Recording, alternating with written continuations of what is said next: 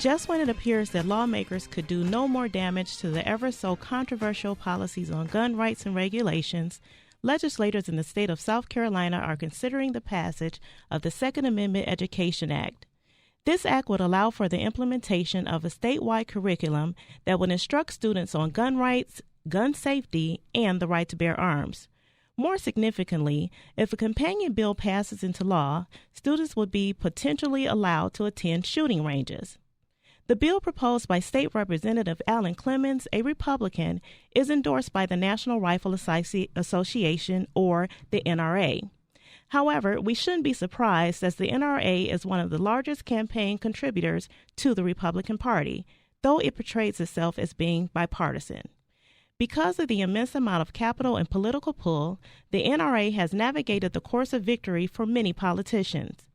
In a state that has already lived through one of the most horrific school shootings of our time, which caused the deaths of 20 children and 6 adults during the Sandy Hook Elementary School shootings, why on earth would lawmakers in South Carolina find it necessary to enforce the teachings of the Second Amendment, more particularly the right to bear arms?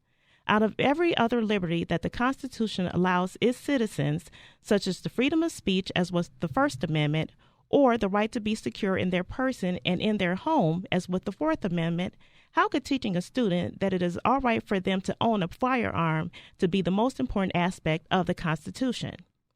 What about the psychology behind the whole idea? Are teenagers able to understand and respect the right to bear arms? Are they responsible enough to engage in the concept of self-defense? Could a teenager misconstrue the right to self-defend as a right to kill someone in the case of bullying? To make it a point to place in the hands of a child a weapon and expect them to act like adults, think like adults, and respond in an adult-like manner when rationalizing their actions against consequences is like setting them up to destroy their lives and the lives of others.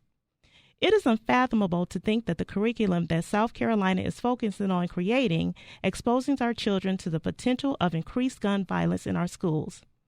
In a state where education is failing and where the number of deaths caused by gun violence is increasing, you would think that lawmakers would focus on taking guns away from children instead of demonstrating why it is all right for them to carry one. It is important that we follow this bill more closely, as the passing of any new legislation sets the precedents for other states to follow. We need to make sure that this type of nonsense will not be entrenched upon the children of the state of Ohio. There has been far too much blood shed as a result of gun violence across the states. We cannot let that happen here. Before we can teach gun ownership rights, we must also teach responsibility, accountability, and retribution. Instead of teaching students that they have a right to bear arms, we should consider reintroducing the Pledge of Allegiance back into our curriculum. Representative Clemens, you are way off with this one. I am urging you to consider the children instead of your political agenda. This bill, even with any positive connotations, is dangerous. There's far too much at stake, and our lives do matter. Whether you agree or disagree with my opinion, it's time to talk about it. You can reach me at letstalkcast@gmail.com. Thank you for listening to the show.